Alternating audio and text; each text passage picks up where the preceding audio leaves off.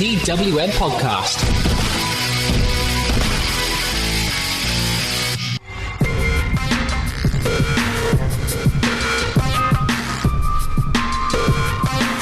I whip my boss back and forth. I whip my boss back and forth because I'm the D-R-E-A-M-A.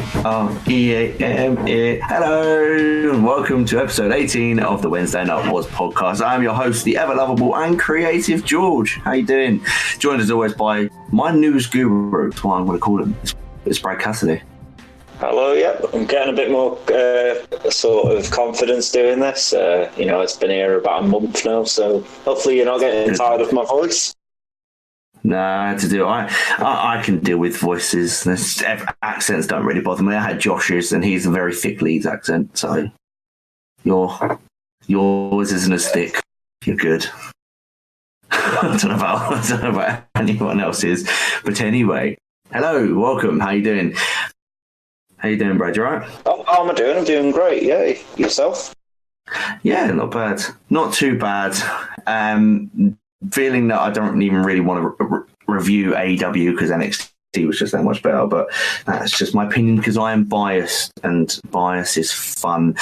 Before we jump into it, we'll always do the spiel of the corporateness, is what I should call it. Subscribe to us on iTunes, Stitcher, Spotify, TuneIn, Acast, Podbean, and YouTube, and we have a YouTube channel properly set up now, so head over to our Twitter at TWM why have I forgotten our Twitter? How have I forgotten our Twitter? At TWM Wrestle. I've no idea how I forgot that. And you'll see the link on there, and you'll see various members of the TWM team retweeting it to you guys. We on podcasts are brought to you by We Love Sport, the fantastic app for finding your nearest sports bar showing the latest WWE pay-per-views. We Love Sport has over 400 of the best sports bars and pubs in the UK at your fingertips, and it allows you to book front row seats so you do not miss a thing. I've been to many of their events, and they are absolutely amazing. Download the We Love Sport app on the App Store or Google Play Store, and follow We Love Sport on all social media at We Love Sport UK, and check out the website welovesport.co. Also, go and check out WrestleCrate. Use the code TWM Wrestling for a free autographed item when you do sign up for your monthly box. Use the code TWM Wrestling at wrestlecrate.co.uk, and it is .co.uk because Brexit means Brexit. NXT time. I think we have the best opening to an NXT I've ever seen, and that is Matt Riddle and Pete Dunne entering the arena in a fucking golf cart. Definitely, the Broserweights are here to take over. So good that they had that incredible entrance. It's making me excited for Portland more now. Seeing them potentially on the way to win the NXT Tag Championships. Yeah, it was just a hilarious sight to see Matt Riddle in a suit with no shoes on and a snapback, standing up in the golf cart, and Pete Dunne dressed in all black like he always wears, his like polo neck and trousers and shoes with no socks, because Pete Dunne is a cool lad with a miserable look on his face in the golf buggy. It was absolutely hilarious. They get into the ring and obviously start bigging themselves up. We won a Dusty Classic and that sort of thing. Riddle's trying to have a bit of fun. Dunne is just like, we won, we're going to Portland, we're going to win the tag titles.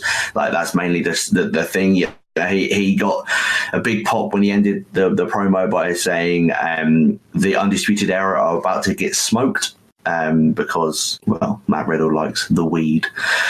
So, yeah. Fish and O'Reilly do come out and confront them. Riddle basically takes a piss out of Bobby Fish because Bobby Fish said, "We've got bigger fish to fry." So we started getting the whole crowd to start chanting, "How much fish could Bobby Fish fry if Bobby Fish could fry fish?" And trying to say that when you're drunk would be a good laugh.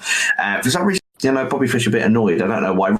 Roddy Strong was out as well, basically telling him, "We've got more important things to deal with. These two mean nothing. Come on, let's go."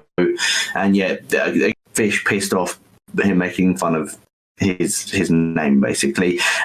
We cut backstage throughout the night. It's just, the storyline for this bit is happening constantly throughout the night. The Undisputed Era out the back looking for Ciampa.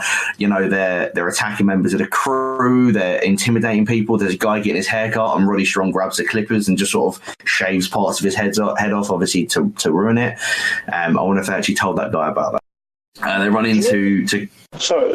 Do you know what really annoys me, though, based upon what you were just saying? Go on. Yeah, Matt Riddle is overly sort of comical, I think. to the point where he is making some good jokes, but they're getting quite stale with how much he's doing it. Pete Dunne as well, he doesn't seem to be in on the joke as much, looking at the two of them together as a dynamic. So I don't know. It's good for now, but I don't know how well it's going to last, like, sort of long term with this. You know, hopefully Matt Riddle tones it down a little bit. That's my one and only gripe with it. See, I think the way they're going is to try and get Matt Riddle to make Pete Dunne more outgoing instead of, like, I think that's the storyline route they go down is instead of getting Pete to tone down Matt, is to get Matt to boost Pete and sort of be more fun and to fist bump more and say, bro, and, you know, not be miserable. Yeah, but that's why everyone loves Pete, so I don't know on this one. But they're like the odd couple, and that's why it works, and that's why we love them. So Yui are backstage. You know, they're tormenting members of the crew. They run into Kushida, and they just ask Kushida where's Ciampa. Kushida's just silent and randomly goes for them. I don't know why he didn't really want to talk to him. I think it's because they were making fun of him by saying, do you even understand me? Obviously, because he's Japanese. He gets put through a bin with a fireman's carry by Cole. And then as that happens, they walk around the corner. Bronson Reed's just staring at them. And they're like, you know, big man, we got no beef with you. And he says, well, no, you do, because you've just attacked Kushida for no reason. Roddy comes, hits him with the flying knee. And Bronson Reed's out. Done. They continue to walk through the back. They walk past a lorry with the door open. They don't check inside. They should have checked inside because inside was Ciampa. He jumps out the back. He takes out the other three members of the Undisputed Era, leaving him and Cole to brawl from the back through into the announcers area. Ciampa gets the upper hand. He sits on the table, and does his usual clapping and patting on the back. And then him and Cole sort of even out. The rest of the Undisputed Era catch up with them. They brawl back into the ring. Out come the Broserweights. So it's like a 4-on-3 brawl. Down comes security to try and separate them. So there's just an absolute melee of people going on. The crowd are chanting, let them fight. And they get separated. Undisputed Era out on the ramp. Broserweights and Ciampa are in the ring. Regal comes out and says, if you want to fight, you're going to fight. Go backstage, go get changed. Obviously, they're all in street clothes. They still continue to brawl. They get back together. Obviously, they're separated, and we move into a 6-man tag match between Ciampa, Riddle, and Dunn against all members of the Undisputed Era bar Roddy Strong, who's on the outside. The match is fantastic. It's just hard hitting. It is great action, great storytelling. Roderick Strong gets involved multiple times behind the referee's back before he just legs it into the ring and takes out Ciampa, who is just about to hit not the Widow's Bell. What's the other move he does? The butterfly.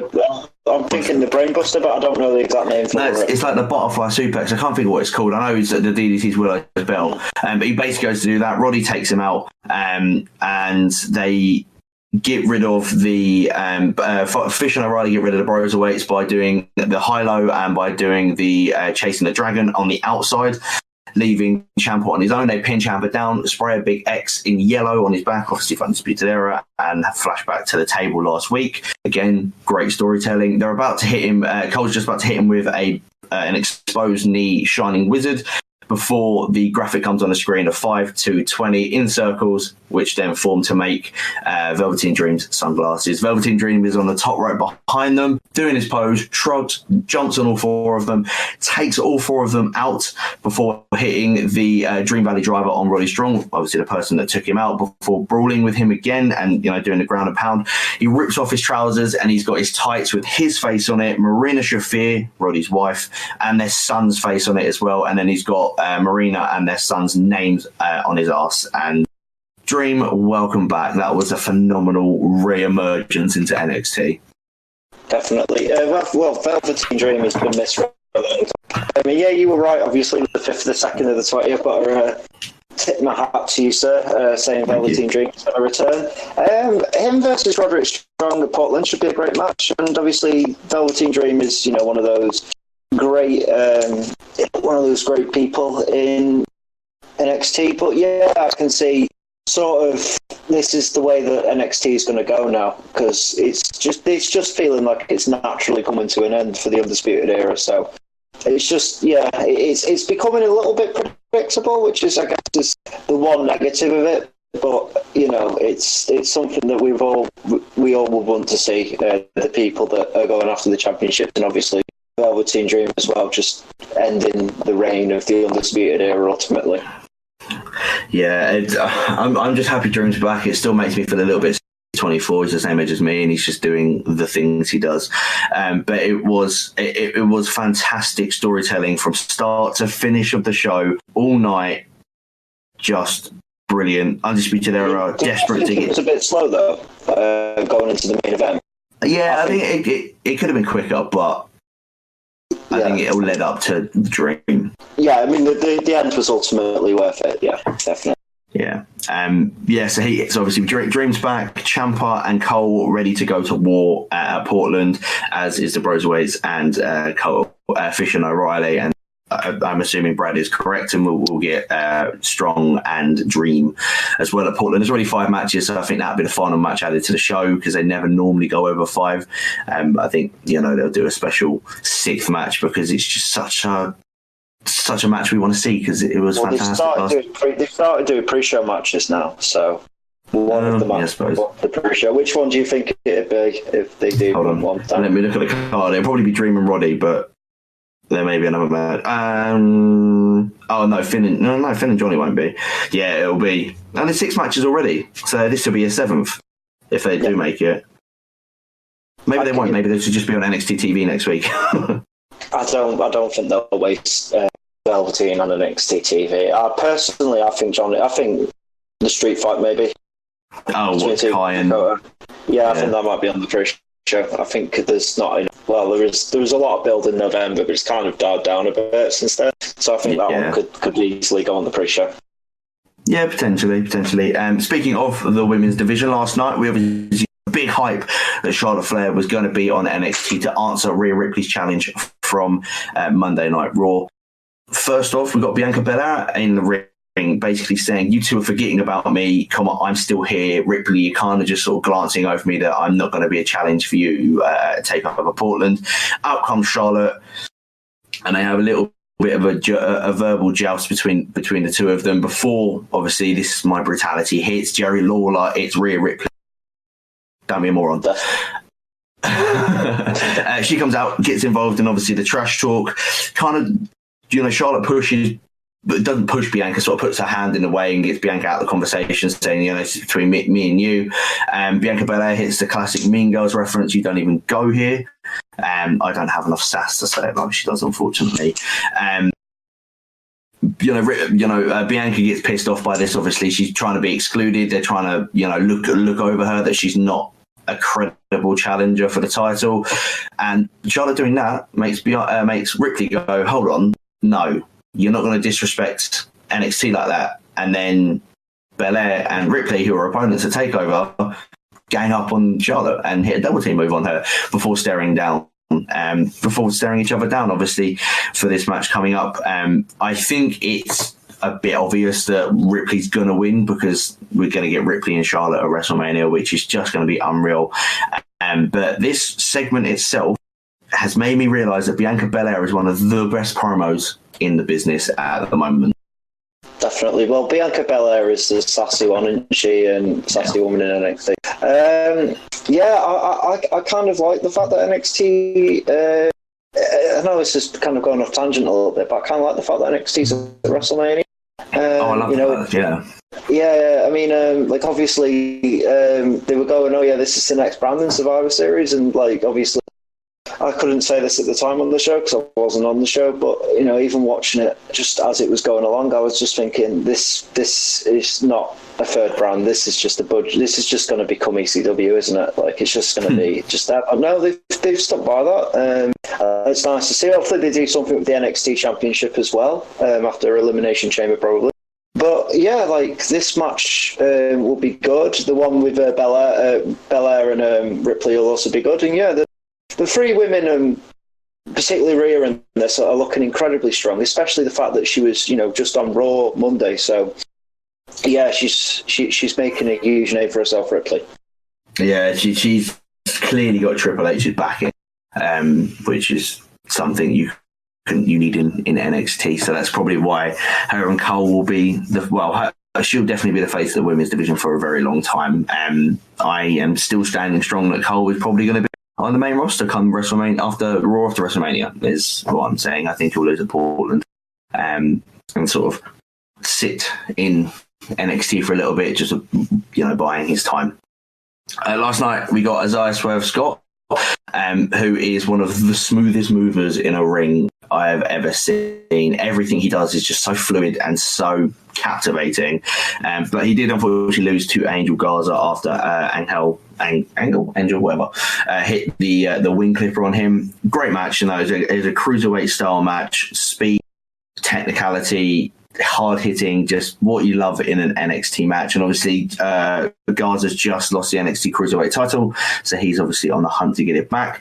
The champion Jordan Devlin went 1-on-1 with Tyler Breeze, and Tyler Breeze for me is one of the most underrated superstars on the WWE roster. Yeah, I will. Before we go on to that, though, I didn't want to interrupt your flow. Angel Garza being on Raw, though, I thought he was going after the United States Championship. Well, apparently, according to Dave Meltzer of the Wrestling Observer, I don't want to be like all of the Twitter journalists and they just quote Dave. He's only there until Andrade is back from his suspension, so it gives Zelina Vega something to do. So he's literally just just a Mexican replacement that Vince picked to bloody do on. Yes, okay. Typical Vince McMahon. Okay, yeah, but him going back after the Cruiserweight Championship will be good. And it should be. Is it Worlds Collide again before WrestleMania? The NXT. No, I think it's just Takeover Portland, and I think between now and WrestleMania we've got the Super Show, the Saudi show. We've got NXT TakeOver Portland, Elimination. That's it. Oh no, there's a TakeOver Tampa Bay as well. No, there's a TakeOver Tampa Bay the day before. That's what I'm saying. If he does go for it, it'll be at Tampa Bay. Angel Garza. See, it's a bit odd for me because I was just invested in one storyline. Now it's taking me to another one, and it's just it just feels a bit too back and forth. So hopefully they do settle with something with him. Yeah, Vince's need to have Latino on Raw is very upsetting. Definitely, I don't think it's Vince though. I think it's Heyman. I think with Andrade and Andrade and Carrillo, they wanted to do Eddie versus Ray, and obviously Andrade was just busted for drug use. So Angel Garza it just feels a bit weird just having like a random Mexican guy as his replacement. Just with I'm just saying how Vince's mindset probably would work on that sort of thing. Yeah, true. You say that apparently his situation was the same as Primo's in that he couldn't get to where the drug testing was, so they just suspended him. Oh right, okay, yeah, I didn't realise that. I thought he was done for medical misuse. Never mind. Anyway, what's the next match you were going to? But yeah, Tyler Breeze is so underrated. I'll go back to this. Watching his matches, he's just so good, and obviously he's been in such a dodgy situation because he was Prince Pretty. And he had a massive going for him in NXT. He got moved to the main roster. He floundered. He teamed with Fandango. Such success in terms of like storytelling and TV time as the Fashion Police. Fandango gets injured. He comes back down to NXT. He's doing all right. Fandango comes back. Fashion Police is in NXT. Fandango gets injured again. Obviously, Fandango being injured twice is bad for him, but then it sort of just ruins Breeze's momentum, and he sort of just is there. But his work rate is fantastic. He's unbelievable. Yeah, I mean, I don't see why they didn't give him the win here, because he would have been good for going after the Cruiserweight Championship, I think, at like the Saudi show title. Yeah, it's so it just feels a bit weird, that. It just feels a bit like, they want to push him, but they also don't want to push him at the same time. He's been there for years and years, but he's not really. Did he even breeze down good? Did they even win any tag championships? No, I think they were on the momentum to be in line for the NXT tag titles, but no NXT titles. But and then Fandango got injured again, so.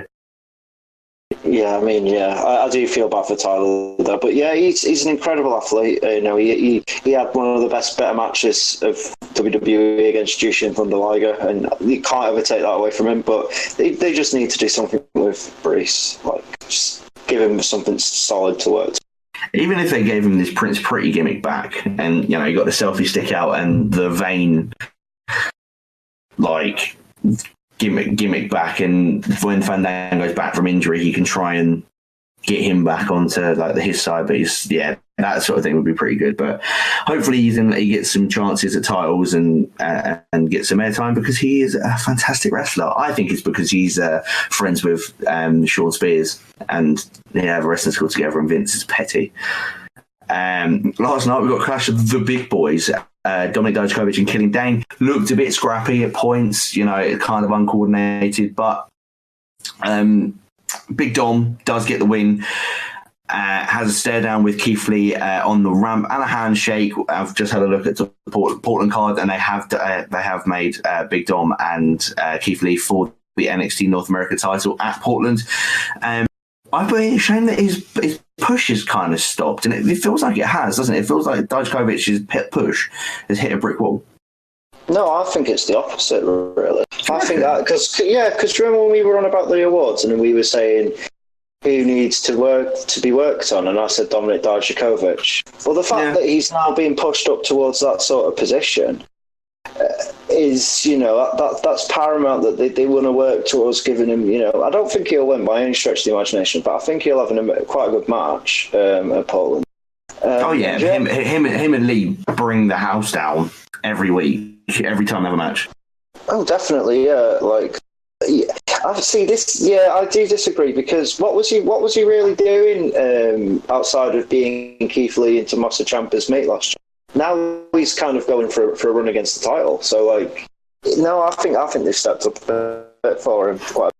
I think he floundered a little bit up until War Games, because that was like when he was obviously helping Ciampa and Lee against Undisputed Era, and then didn't get picked for the War Games match. Yeah, but then when you think about it, out of them three, he's definitely the one that they've not worked towards. Keith Lee is Keith Lee now. He wasn't anything special before November, but he is now. Tommaso Ciampa has always been amazing. Dominic Dijakovic is the one out of them that needs a push. And giving him the win over Killian Dane is a huge step in the right direction. I feel like Dane's position on NXT now is Cassius Ohno's position on NXT UK. That veteran that can just be there, make other guys look good, and can easily eat losses, and it won't affect him. See, I don't think he's that. Is he even that old, Killian Dane? No, but he's a very experienced wrestler, isn't he? He's been across the Indies for God knows how long. Yeah. But he's 34, he's sort of middling. Yeah. I can see him having that sort of position, yeah. But I hope they do something with Dane. But yeah, Dominic Dijakovic was, the right person to watch. Oh yes, 100% with you on that one. And the final match from last night, we got Mercedes Martinez defeating Casey Catanzaro, who obviously we all thought had retired and buggered off, but nope, she's back on NXT getting battered by Mercedes. And I've never really watched much of Mercedes Martinez, but it's great to see her on such a platform at the minute. I didn't really recognise Casey Catanzaro. I think I've seen Casey Catanzaro, but I couldn't name you anything amazing. The match I thought was quite sloppy by her, though. If I'm being perfectly honest, Mercedes Martinez I thought was good, but she could easily deal with some better opponents, I think. But it wasn't great, that match. But yeah, it was serviceable. I'll go with that. I agree with you on that one. And before we move on to AEW, Brad, have you got any NXT news you would like to give us? Yep, of course. Velveteen Dream's return, obviously, the North American title match, we've said. Aja Pereira has signed with WWE. She's only the second referee, first African-American referee, female referee, so that's a good sign. And we've also got I'll quickly interrupt you. If you haven't seen it, go to WWE and watch the video. It is heartwarming of Asha Smith being given the job. definitely. And we've also got two new signees for WWE, NXT. We've got Killer Cross and we've got Timothy Thatcher joining NXT. Killer Cross will be NXT champion by the beginning of 2021. Yes, definitely, yeah. But yeah, Timothy Thatcher is incredible. It is, great to see. TWM podcasts are brought to you by We Love Sport, the fantastic app finding you your nearest sports bar showing the latest WWE pay-per-views. We Love Sport has over 400 of the best sports bars and pubs in the UK at your fingertips and allows you to book front row seats, giving you the best views of the action.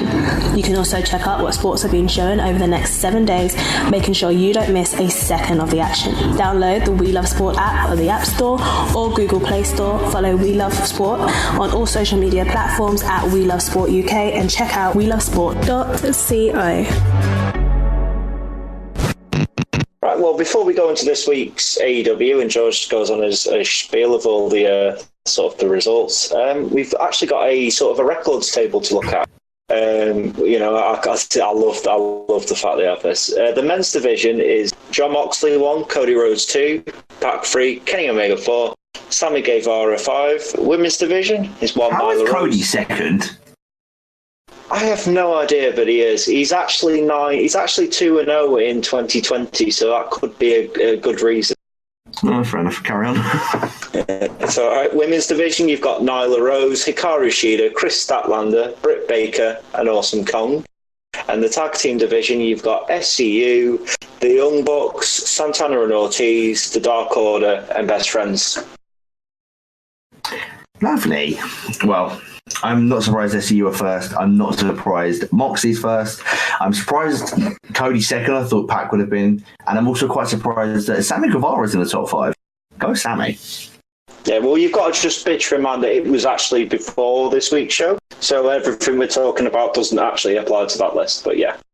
Yeah. Well, cool. Speaking of this week's show, the big storyline going into it was MJF wanting to whip Cody. And I saw a very, very valid tweet earlier today. What month is it, Brad? It's February? Black History Month. Oh. Oh, yeah. So... Well done, AEW. No, I'm sure they didn't really think about it. But obviously, MJF would be lashing Cody 10 times in order for Cody to get his match at Revolution. But MJF said, I'm not using my own belt. Cody, I'm using yours. So obviously he takes Cody's belt off. Cody's obviously got his shirt off, he's got his blazer off, and MJF just keeps on whipping him. The locker room, some of the locker room stories out on the stage, it's mainly the heels. You got the Butcher, the Blade, Kip, Sabian, and Penelope Ford are sort of noticeable. After the second lash, MJF tries to go Cody into it because it's a really nice image of him whipping him. Cody wincing, turning around, stern, upright, right in MJF's face. Obviously, MJF's got a face you just want to slap. He's just sort of pointing at his cheek, saying, "Come on, hit me." He wants to. Obviously, Cody can't if he wants that match at Revolution. During the rest of the lashing, multiple members of the Nightmare family comes out first. We got Arn Anderson who comes down, obviously trying to talk to Cody. He's sort of leaning against the rope from the outside of the ring. MJF kicks the rope away, tells him to bugger off. Dustin comes out and offers to take the rest of the lashes for Cody. Obviously, MJF says that's not how it works. That's not going to happen. The Bucks come out and again they join Cody. They join Dustin into trying to tell Cody just to give up and stop the humiliation. Wardlow asks us if he can have a go. Obviously, MJF says, "Yeah, sure, go nuts." And quite an interesting emergence of Brandy Rhodes, who obviously has been part of the Nightmare Collective, which we have now noticed is now no longer, thanks to an AEW Dark segment in which Mel and Awesome Kong got into a fight, and it's now obviously not shoot. It was obviously at work, so we've now come out that Kong has taken some time off of AEW. So we got civilian Brandy come out to support her husband and to check on him. She urges Cody just to get to his feet, do that 10th and final lash, and you're done. You're good. He gets the lash, All members of the family come into the ring to make sure Cody's okay. MJF is pissed because Cody made it through the 10. He didn't give up. Obviously, it means he does have to have this match with him. He kicks Cody in the nuts and then runs away.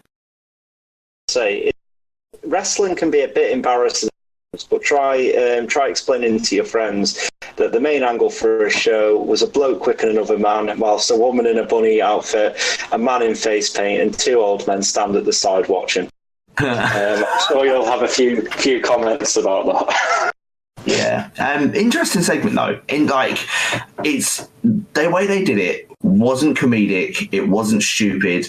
It adds to the storyline of Cody and MJF. It makes the fans love Cody more, hate MJF more. Gives Wardlow some actual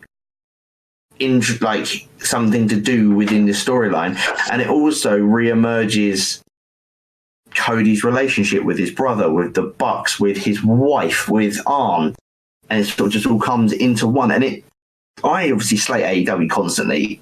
I really enjoyed this bit. Really weird thing to say. I really enjoyed watching Cody get lashed 10 times, but it was good. Yeah, I mean, yeah, it was. I've never seen anything like this before. I mean, in wrestling or anything like that.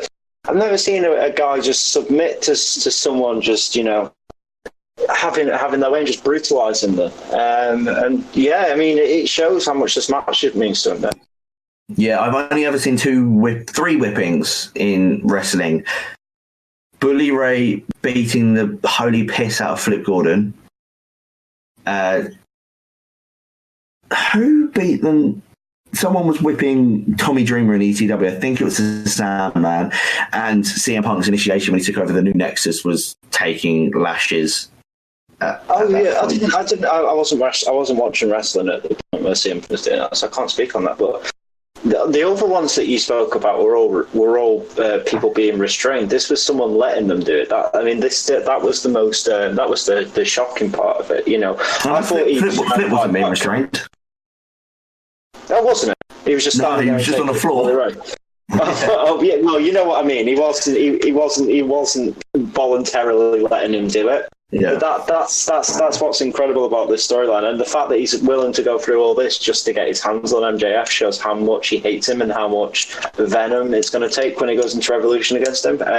Yeah, it's a great way to build up a match, but it's perhaps not the most conventional way, and that's why AEW is one of the better sort of promotions out there, I think.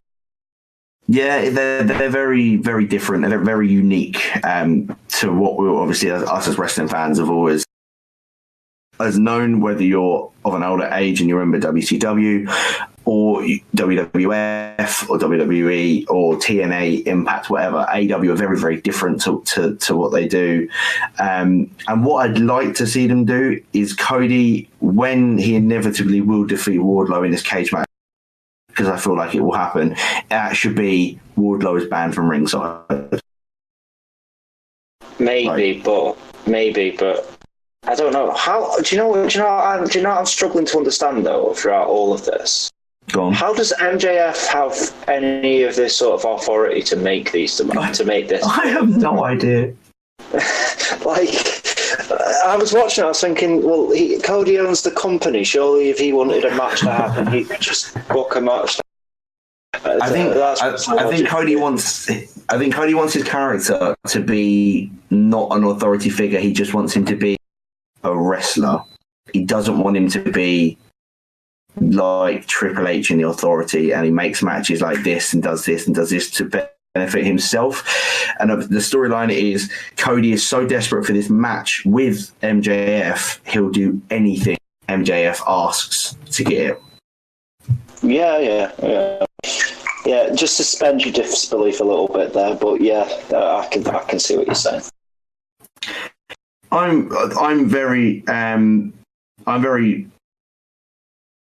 drawn into this storyline now. Like after today, I'm sucked in. I want to see Cody wipe the smirk off MJF. Well, yeah, he's a smug little, isn't he? I don't want to swear on this podcast, but he's a smug little something. Bastard. He's a smug little bastard. Yes, definitely. Last night, we also got a little escalation in the Dark Order storyline of them trying to corrupt Chris Daniels and bring them into the Dark Order. We had SEU against the Best Friends. SEU came out on top after the match. Dark Order surround the ring. Was it Orange Cassidy's with the Best Friends? They offer Orange Cassidy a mask. He puts his hands in his pockets and gets beaten. Basically, just gets beaten down. The Dark Order do back off though when Daniels appears. Yeah, definitely. It was quite a good match. I mean, the flow, the way that advert was positioned halfway through. If you watched it live, it literally just cut the match halfway through. Very irritating. But yeah, other than that, it was an incredibly fast-paced match. This could easily have been on a pay-per-view. And yeah, being there live, I could imagine that it was one of the better matches of the night. I really like both members of SEU, and I really like Trent. I do like Chucky. Oh, how do I forget his name? I do like Chucky. I just don't like him as much as the other. If you get what I mean. Yeah, I mean, yeah, I get you. Yeah, that's fair enough. We also got more escalation than that between Chris Jericho and the rest of the Inner Circle and Jon Moxley. Obviously, last week when the Brooklyn Thugs came out to the ring, Moxley took out Ortiz with a paradigm shift, which set up a match for this week. So we've got Moxley versus Ortiz. Obviously, Ortiz was accompanied by Santana.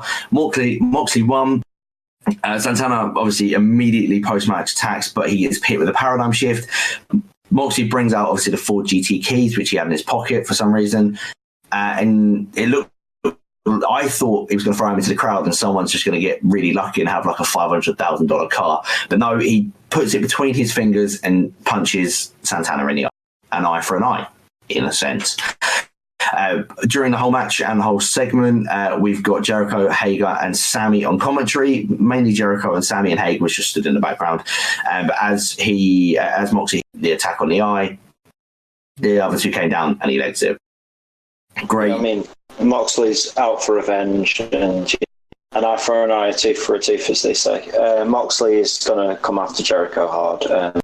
And yeah, it's just that match, when it eventually happens, will be quite. I said it before. They should make it a lights out match. And after seeing his brutal attack on Ortiz's eye, yeah, make it a lights out match. That would be quite incredible.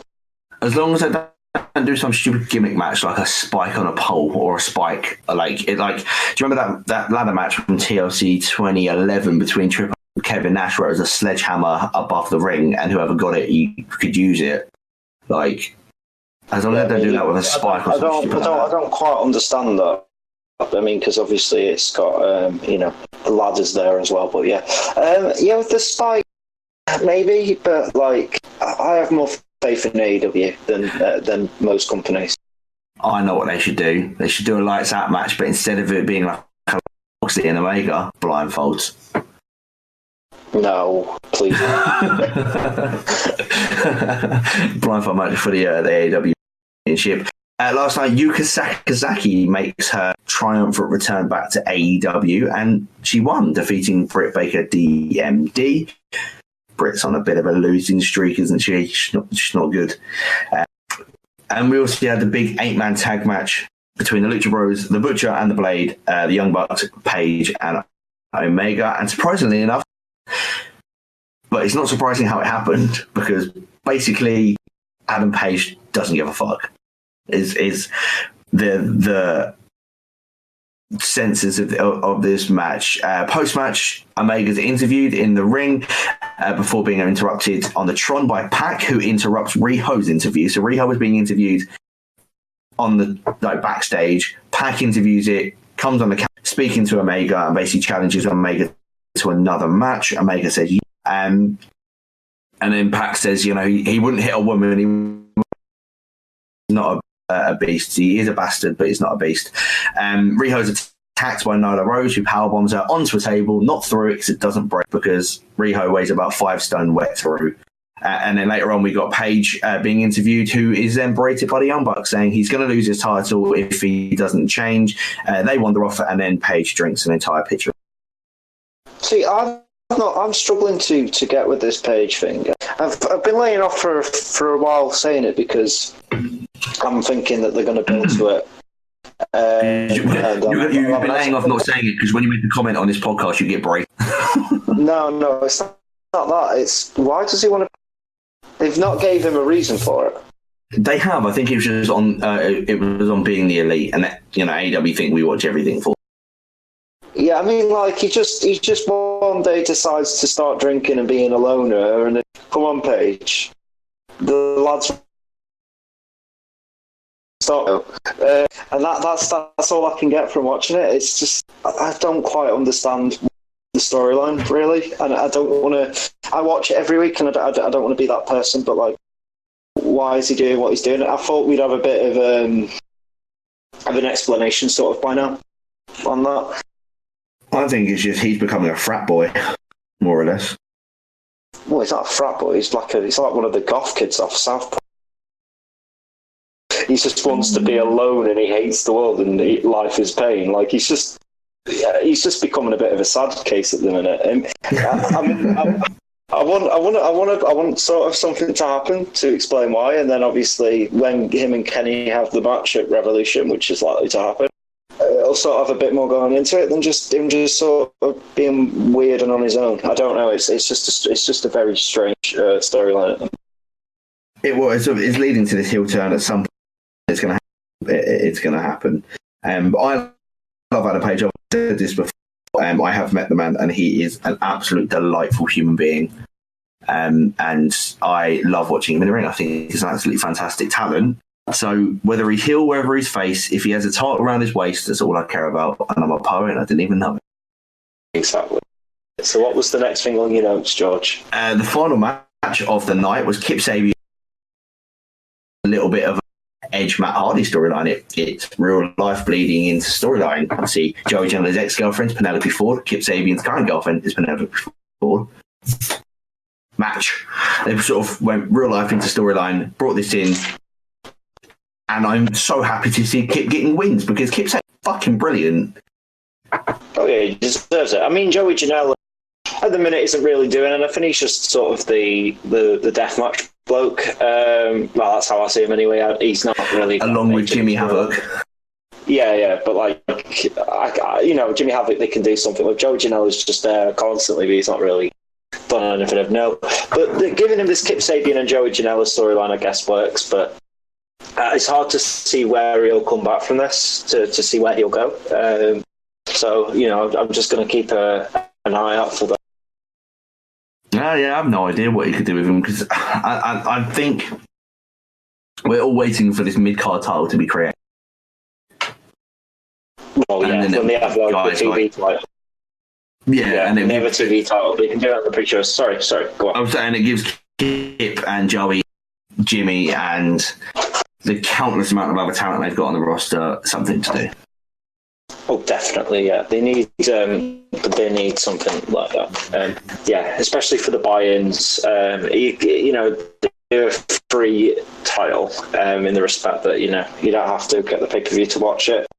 Kind of what did they used to do that in WCW, I believe, with the TV title, or they always had that on the Saturday night, whatever it was called, before the pay-per-view. I can see them doing that with this. Yeah, that would be pretty decent. Do we have any news for next week? I only know what's been created. I've actually got news for the next 3 weeks. Go on, you got it. I can just guide you through it. So next week you're going to have SCE versus Omega and Hangman for the AEW World Tag Team Championship.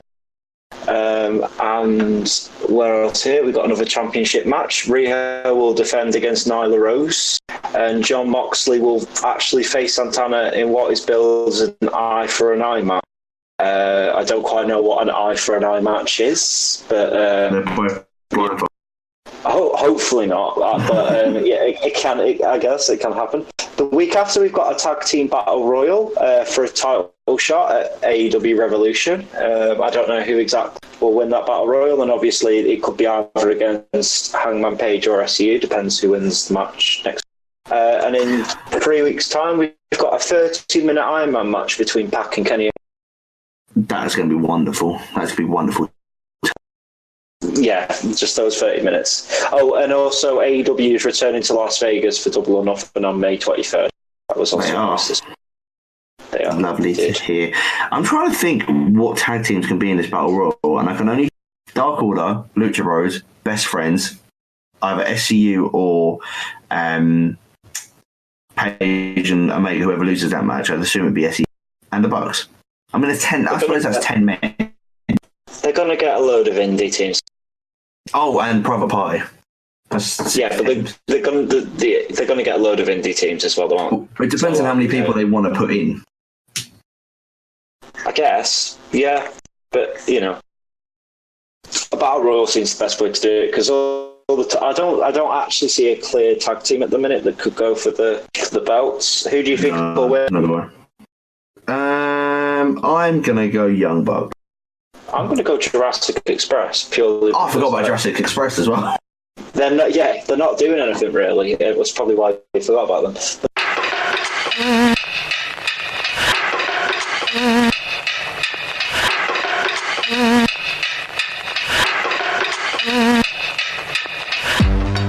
TWM Podcasts have joined forces with WrestleCrate, the original and best monthly themed monthly wrestling subscription service, to bring you a fantastic deal.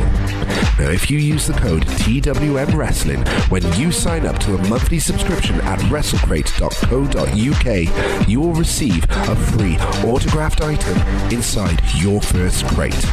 Now, WrestleCrate brings you the best swag from the biggest companies and names in the wrestling world.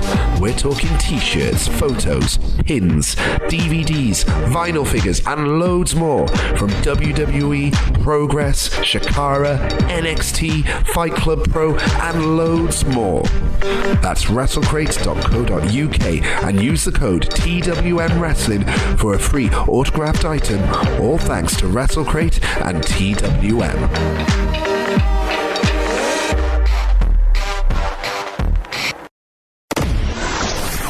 So, Brad, who's your winner? Who's your weekly win? My weekly win has got to be NXT. AEW was good, with the tag teams and everything else. But with NXT, you had some great build to NXT Portland. You had Jordan Devlin doing well in it. You had Mercedes Martinez. You had Dominic Dijakovic getting the spot finally. And I guess you also had Angel Garza, even though I don't understand why he's on NXT. It was, it added to the show massively. What about yourself? I completely and wholeheartedly agree. As I said, do we have to do AEW because NXT was just that damn good? Undisputed Era, Tommaso Ciampa, Broserweights, the return of Velveteen Dream, Mercedes Martinez, Jordan Devlin, Tyler Breeze, everyone that performed in the show was unbelievable. The build that we're going to get the Charlotte versus Rhea Ripley at WrestleMania is top notch.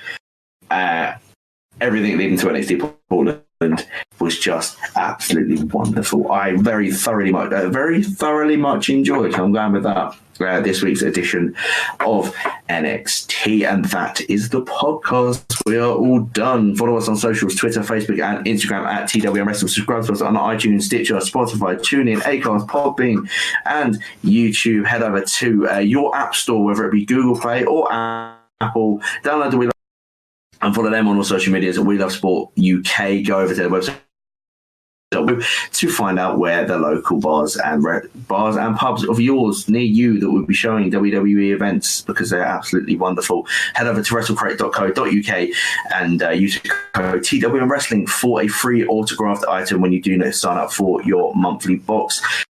Also, head over to our website, twm.news, right now to go and read. And I will run through all articles quickly. James Gronkowski, Rise and Fall of Mr. McMahon, Victoria Tazangi, I hope I've done your surname right. I don't know why I'm doing surnames as well. Wrestling Siblings. We got some reviews for the TNA DOA by Lucy. We've had WWE Superstars that should be on TV right now by Jess, NXT UK's newest signings by Kirsty, and NXT UK roster, Is It Too Big? And that was done by myself. Obviously, we've got Brides going out tomorrow. We've also got the New Beginning in Osaka preview by Kira.